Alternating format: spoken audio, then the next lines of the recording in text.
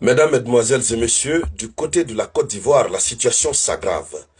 Comme vous pouvez le voir en image, voici des éléments qui ont été construits par le président Alassane Dramane Ouattara, qui sont en train d'être détruits, mais littéralement détruits.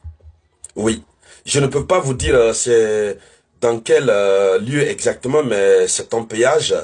Hein, et vous savez combien de fois les Ivoiriens tiennent au péage, à ces lieux de péage-là.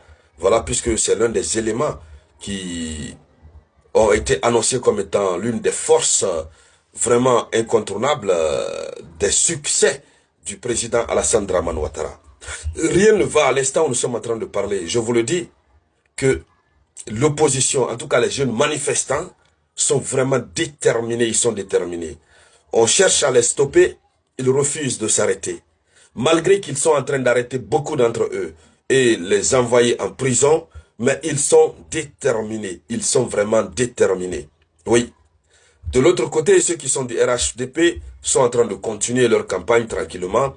Des mesures sont en train d'être prises pour faire en sorte que l'élection qui aura lieu dans 3 jours, je crois bien sûr, puisse se dérouler dans les conditions optimales, les conditions normales, les conditions idéales, les conditions souhaitées. Mais la jeunesse ivoirienne, désormais on ne peut plus dire la jeunesse de l'opposition, puisque ils sortent de partout et de nulle part. C'est vrai, on a les syndicats qui sont avec eux, on a les étudiants, en tout cas, mais beaucoup de jeunes qui, dans la plupart des cas, n'ont aucune affiliation, mais qui ne veulent plus du tout d'un quatrième mandat de Alassane Dramane Ouattara, ont décidé d'investir, d'envahir les rues. Alors, ce que vous voyez là en image, les jeunes ont mis le feu. Et cette fois-ci, ils ne se sont pas cachés, ils sont arrêtés eux-mêmes en train de se filmer. Oui, ils ne craignent pas qu'on puisse les arrêter. Il faut dire que ça, c'est un acte très très grave. C'est un acte très très grave.